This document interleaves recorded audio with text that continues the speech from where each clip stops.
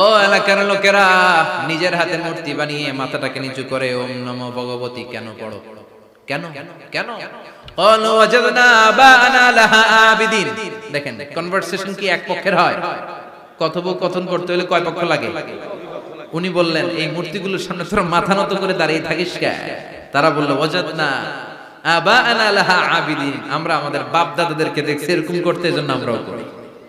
সাইয়েদনা ইব্রাহিম বললেন লাকাদ কুনতুম আনতুম ওয়া আবাউকুম ফি দালালিম মুবিন। তোরাও শেষ, তোর বাপ দাদারাও শেষ, তোদের বাপ দাদারাও গোল্লায়, তোরাও গোল্লায়। চিল্লাই কোন ঠিক কিনা? কি কনভারসেশন! এরপরে বাৎসরিক পূজা অনুষ্ঠানের দিন আসলো। কিছুদিন আগে একটা হয়েছে না সরস্বতী, এটা বোধহয় হিন্দু ভাইদের বিদ্যার দেবী। এরা এক একজনের কাছে এক একটা জিনিস নিয়ে যাওয়া লাগে। আমরা সব জিনিস চাই একজনের কাছে, তিনি কে? এটা কঠিন না সহজ? বিদ্যার জন্য ওই মন্দিরে, সৌন্দর্যের জন্য এই মন্দিরে, খাদ্যের জন্য দুর্গার কাছে, ঝামেলা না? আমরা সব কিছুর জন্য একজনের কাছে যাই, তিনি কে? বাৎসরিক পূজা অনুষ্ঠানে সবাই ইব্রাহিমরে ধরছে, ইব্রাহিম চল আমরা পূজা দিতে যাব। সাইয়েদনা ইব্রাহিম ফানাযারা নাযরাতান ফিন নুজুম, তাকালেন আকাশে আর বললেন ইন্নী সাকিম, আমি যেতে পারবো না, আমি অসুস্থ। আমি কি আসলে সুস্থ ছিলেন? তো অসুস্থ বললেন কেন? কারণ অসুস্থতা দুই ধরনের, চিল্লায় বলেন। একটা শারীরিক আর একটা। সাইয়েদনা ইব্রাহিম মানসিকভাবে প্রচন্ড বিপর্যস্ত ছিলেন, অসুস্থ ছিলেন। এর কারণ গোটা উম্মত মূর্তির পূজা করে, এই দৃশ্য দেখে কোন নবী মানসিকভাবে সুস্থ থাকতে পারে? উনি বললেন আমি অসুস্থ, তোমরা যাও। সবাই বলল ঠিক আছে আমরা যাই। ইব্রাহিম তুই আমাদের ঘরের মূর্তিগুলারে পাহারা দে। মূর্তি পাহারাদার একজন ভালো লোক পাওয়া গেছে। মূর্তি পাহারা দেওয়ার জন্য ভালো একজন পাহারাদার পাওয়া গেছে। নাম? কথা বুঝতে কষ্ট হচ্ছে মনে হয়। মূর্তি পাহারা দেওয়ার জন্য কারে পাওয়া গেছে? সাইয়েদনা ইব্রাহিম কয় ঠিক আছে আজকে পাহারা দিমু, জন্মের পাহারা। যা তোরা দিতাছি, পাহারা দিতেছি যা। এইবার সাইয়েদনা ইব্রাহিম মূর্তির ঘরে ঢুকলেন। দেখেন কি সুন্দর কথোপকথন আল্লাহ তুলে ধরলেন। আল্লাহু আকবার। মূর্তির ঘরে, দেবীর ঘরে ঢুকে উনি ঘুরে ঘুরে তাকায়, দেখে একটা এমনি হাত আর একটা ব্যাগ, 14-15টা হাত নিয়ে তাকায় আছে। উনি সবগুলোর সামনে এভাবে তাকায় আছে, দেখে এক একটা চেহারা। একটা হাতি গণেশ স্টাইলের, আরেকটা এরকম, আরেকটা নারী, আরেকটা বাঘের, আরেকটা তলোয়ার নিয়ে আইতাছি কোপায় ফেলায়।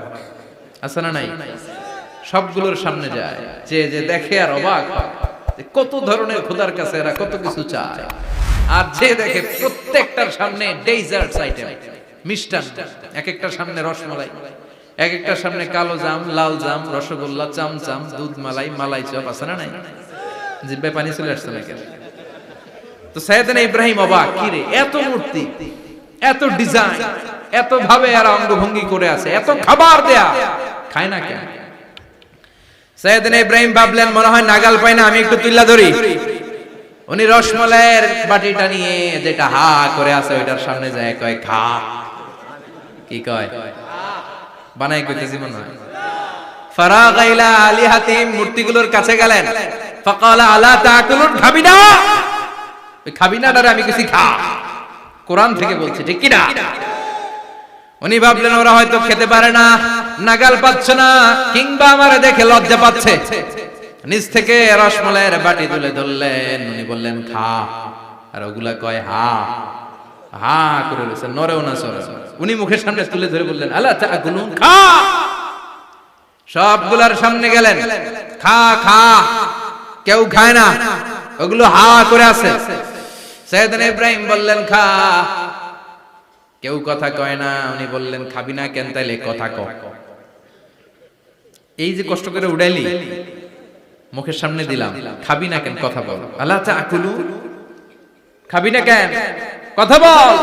মা লাকুম লা তাতাকাল্লামুন, খাবি না কেন? মা লাকুম লা তানতিকুন, হয় খা নয় কথা ক। বলতেই লাগলেন খা খা। প্রত্যেকটা মূর্তির সামনে গেলেন, খা। ওগুলো করে আছে হা, কোনো কথা কয় না। কয় কেন খাবি না? তাহলে কথা ক। খায়ও না, কথাও কয় না। আপনার ছেলে বায়না ধরছে আব্বা চানাচুর খাবো। কি খাবি?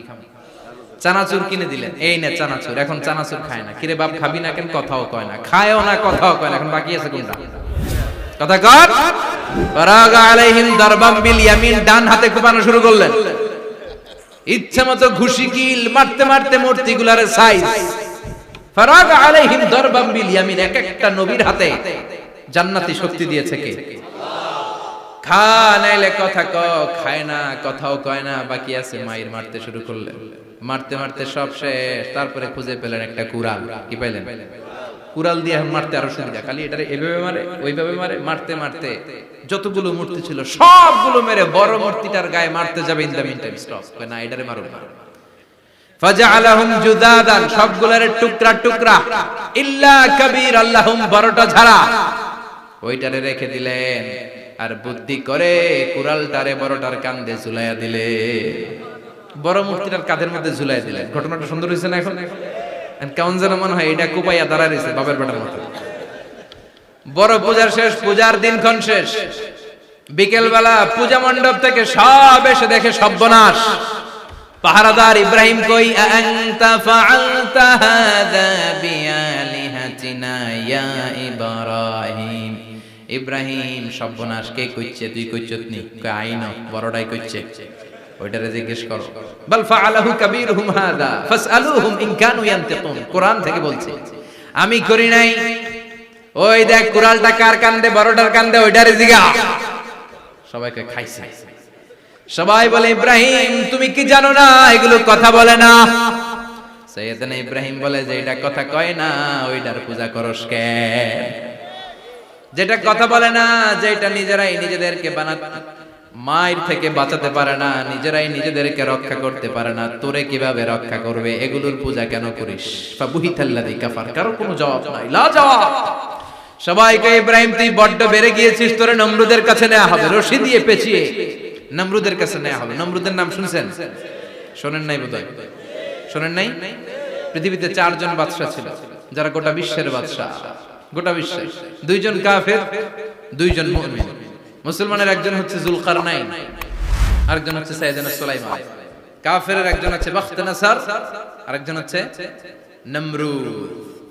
এই নমরুদের কাছে নিয়ে যাও, রশি দিয়ে বেঁধে। এবার নমরুদের সাথে কি ডায়ালগ মারছে এটা তো আর কোরআনে নাই। কথা কও, এটাও আছে।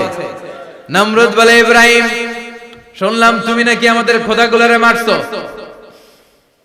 তুমি নাকি কোন আল্লাহর ইবাদত করো, তুমি নাকি কোন নতুন রবের তথ্য নিয়ে আমাদের বাবেল নগরীতে আগমন করেছো। আমি ছাড়া কোনো খোদা আছে বলে তো আমি শুনি নাই। এই বাবেল নগরীতে আমি ছাড়া কোন খোদা আছে আজকে নতুন শুনলাম। কে তোমার খোদা? কি তার পাওয়া? এবার ডায়ালগ মারা শুরু করলেন সাইয়েদনা ইব্রাহিম। সাইয়েদনা ইব্রাহিম বললেন, রব্বি আল্লাযী ইউহয়ী ওয়া ইউমীত, আমার রব এমন রব যিনি জীবন দেয় আবার মরণও দেয়। প্রথমটারে দিলাম মরণ, পরেরটারে দিলাম জীবন। তোমার রব যেরকম করে জীবন দেয় আর মৃত্যু দেয়, আমিও জীবন দেই, আমিও মৃত্যু দেই। চিল্লায় পড়েন নাউযুবিল্লাহ। সাইয়েদনা ইব্রাহিম বিপদে পড়ে গেলেন। তাই তো, আসলেই তো প্রথম লোকটারে মৃত্যু দিল, দেয় নাই? কথা কন, ছুরি মেরে রক্ত বের করে ওর মৃত্যু দেয় নাই? পরের লোকটারও একই ভাবে মৃত্যু দিতে যে সেখান থেকে বাঁচিয়ে জীবন দিল। ভেজাল আছে না নাই? এবার সাইয়েদনা ইব্রাহিম বলে, ফাইন্নাল্লাহা ইয়াতি বিশ-শামসি মিনাল মাশরিকি ফাআতি বিহা মিনাল মাগরিবি ফাবুহিতাল্লাযী কাফার। সাইয়েদনা ইব্রাহিম বললেন, বুঝলাম তুমি আমার আল্লাহর মতো জীবন দাও, বুঝলাম তুমি আমার আল্লাহর মতো মরণ দাও, কিন্তু নমরুদ খেয়াল করে শোনো, আমার আল্লাহ প্রতিদিন সকাল বেলায় পূব আকাশ থেকে জল জলে সূর্যটা উঠায়। তোমার যদি এরকম কোন ক্ষমতা থাকে, তুমি আগামীকাল সকাল থেকে পূর্ব দিক থেকে সূর্য না উঠিয়ে পশ্চিম দিক থেকে সূর্যটা উঠাও। ফাবুহিতাল্লাযী কাফার। এবার ধরা গেছে, এবার জায়গার মধ্যে ধরা, একেবারে স্টপ, লা জবাব। নমরুদের মুখে কোনো জবাব নাই। এবার নমরুদের মেজাজ নরম নাকি গরম?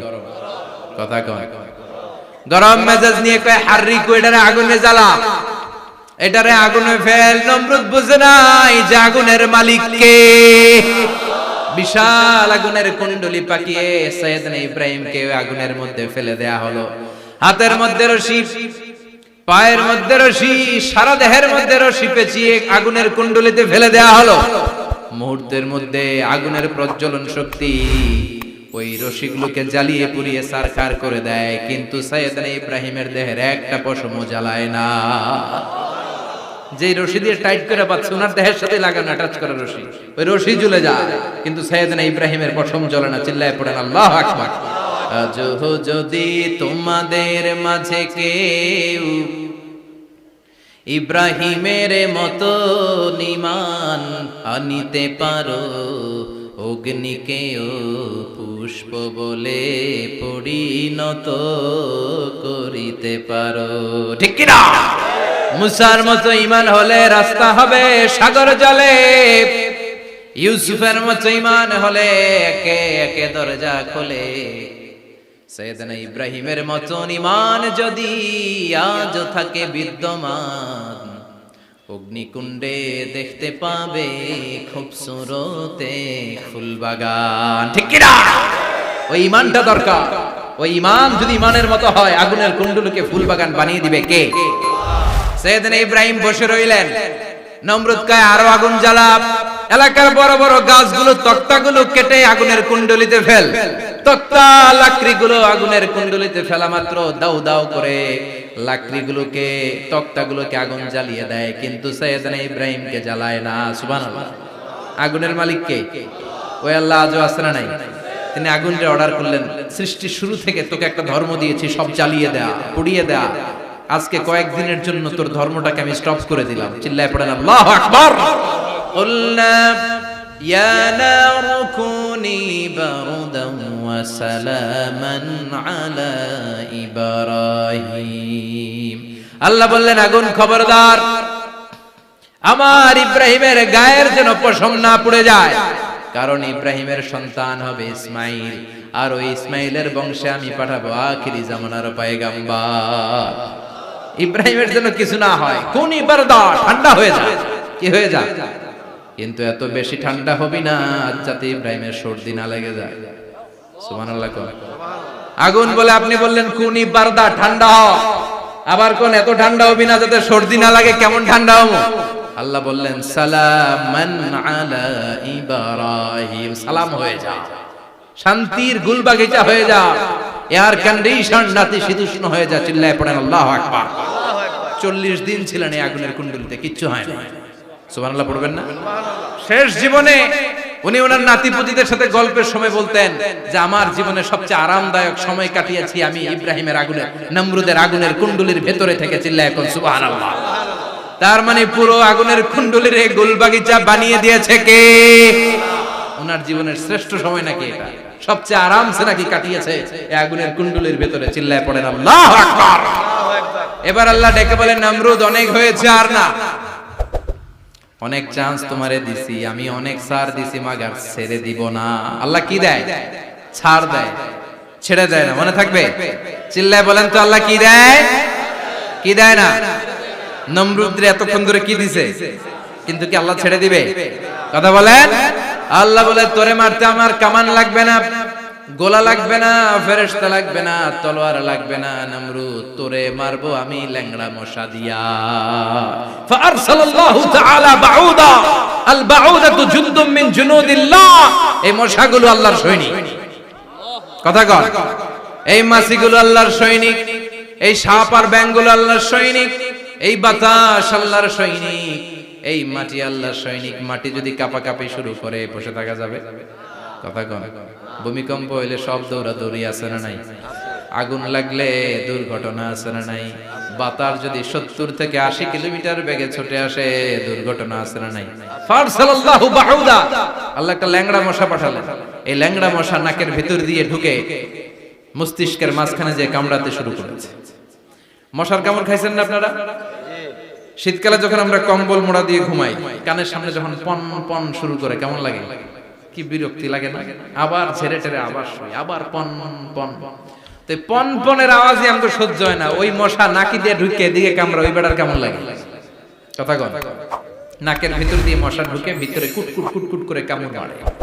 এই কামড় খাইয়া নমরুদ এবার নাচানাচি শুরু করছে। I M A disco dancer. Or dance দেখে সবাই হাসে, একেবারে I M A disco dancer. Or dance দেখে সবাই অবাক, ঘটনা কি? খোদায় লাফায় কে? এতদিন ধরে সবাই নমরুদের পূজা করতো আর বলতো নমরুদ সবচেয়ে বড় খোদা, নমরুদ সবচেয়ে। এখন খোদা কি করে? ড্যান্স দেয়। চিল্লা এখন কি দেয়? এবার নমরুদ বাঁচার জন্য মাথার মধ্যে আঘাত করে, কিন্তু মশা বের হয় না। চিল্লায় আওয়াজ করে উত্তরে বলেন, মশা ঢুকছে কার অর্ডারে? এই মশা বেরোবেও কার অর্ডারে? মাথার মধ্যে আঘাত করে ঘুষি মারে, কিল মারে, কিন্তু মশা বের হয় না। এবার আশেপাশের যারা আছে খাদেম খুদ্দাম কয়, তোরাও ঘুষি মার। খাদেম খুদ্দাম মনে মনে কয়, আজীবন অনেক মারছস, আজকে আমরা মারুম। সুযোগ পায়া কিলের উপর কিল আর ঘুষি। আজীবন অনেক কাজ করাইছিস আমাদেরকে দিয়ে, অনেক জুলুম করেছিস, আজকে সুযোগ পেয়েছে মতো মাইরা লই। খাদেম খুদ্দাম ওরাও কিল ঘুষি। ঘুষাইতে ঘুষাইতে চেহারার মানচিত্র পাল্টাই দিছে, মাগার মশা বের হয় না। এই মশা ঢুকছে কারা দেশে? কথা কর। এই মশাটা যদি বেরোতে হয়, অর্ডার লাগবে একজনের। চিৎকার করে বলেন, তিনি কে?